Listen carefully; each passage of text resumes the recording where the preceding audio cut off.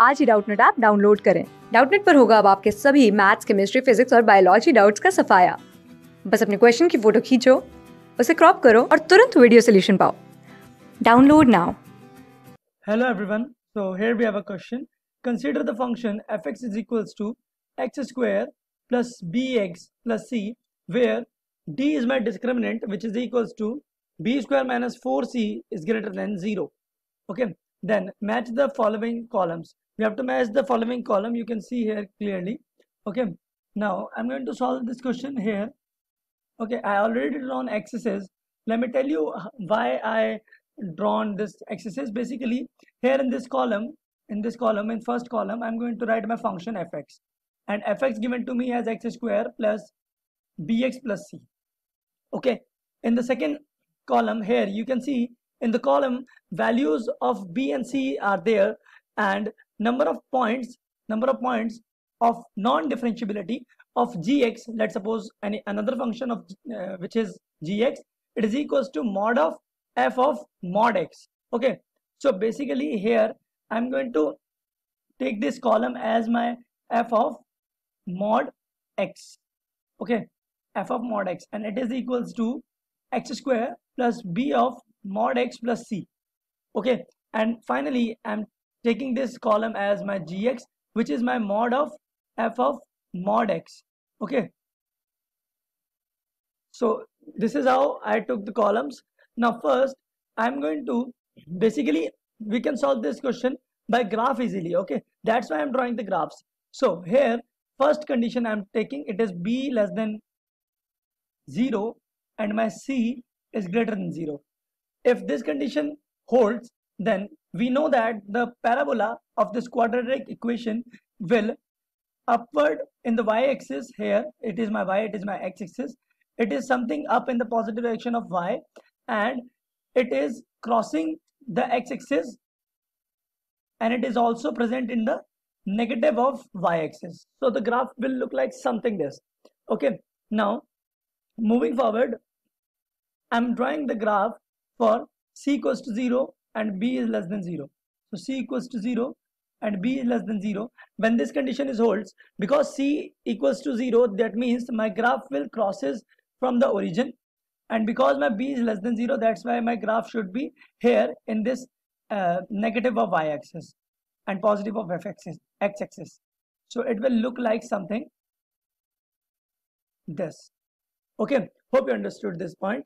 Now next c point is, let me see, it is c equals to 0, b is greater than 0. Okay, so I'm writing here c is equals to 0, b is greater than 0.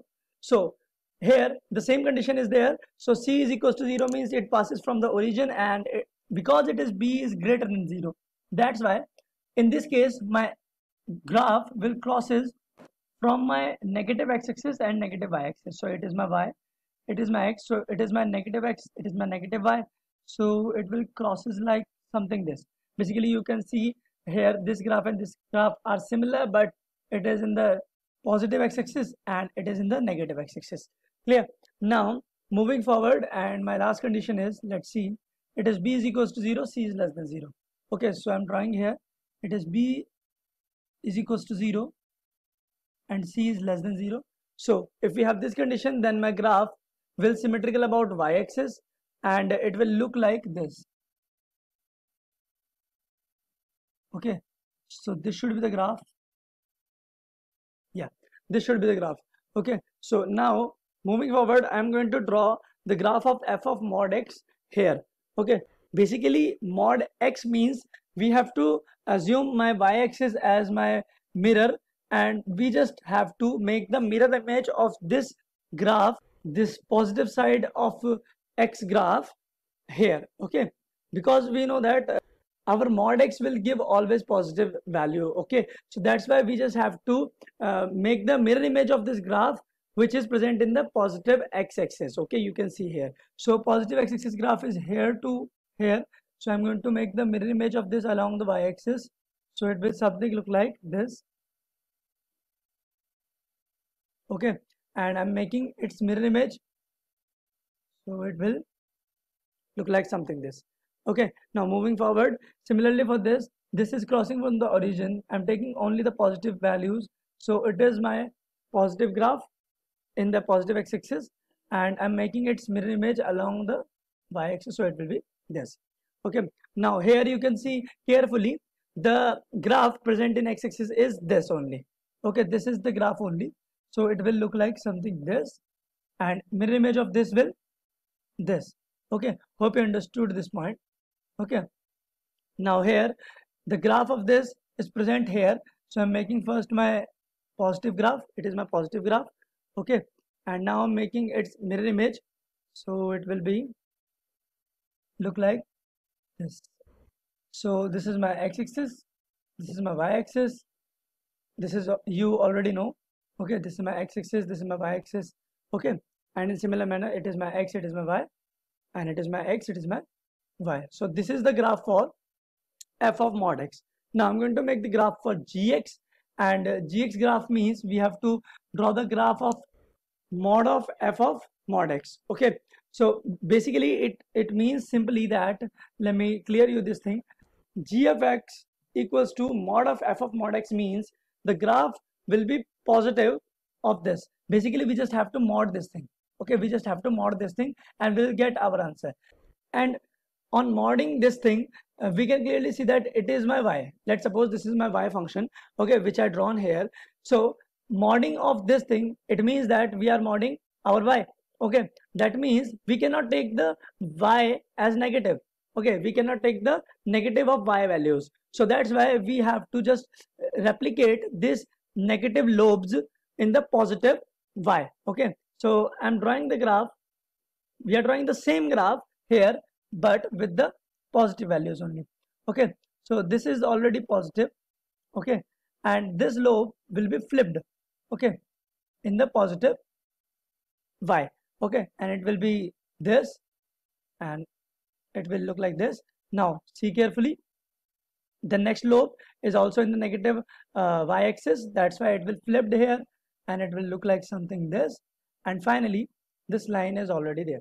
Okay, so this is the graph, this is the rough graph I'm drawing. Okay, so similarly for this I'm going to make this also quickly, so it will be look like this. It is passing through the origin, that's why we have to make it from the origin. Okay, so this passes through the origin, and second lobe is also in the positive axis, and it will be look like this. And it is already in the positive axis, so that's why we don't need to make any change here. So I'm just making it as it is, as it before. Okay, so here it will flipped upward, and it will be look like this. Okay, so these are the graphs. So here we just have to check now. We just have to check number of points of non-differentiability in Gx. So these are the Gx, and the differentiability points are that points which are sharp on the graph. So basically sharp means we cannot differentiate that function at that point.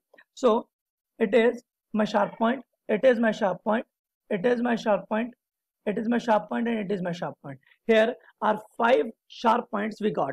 Okay, so means 5 non-differentiability points. Okay, here we have 3 sharp points. You can see 1, 2 and 3 sharp points. That's why 3 non-differentiability points.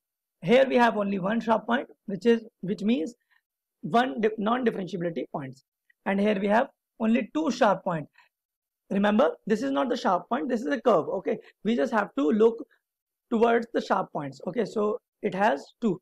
So basically my first graph have 5 sharp points. So my S, or we can say my A, will match with S, and then my B will match with, my B will have 3 sharp points. That's why it will match with R.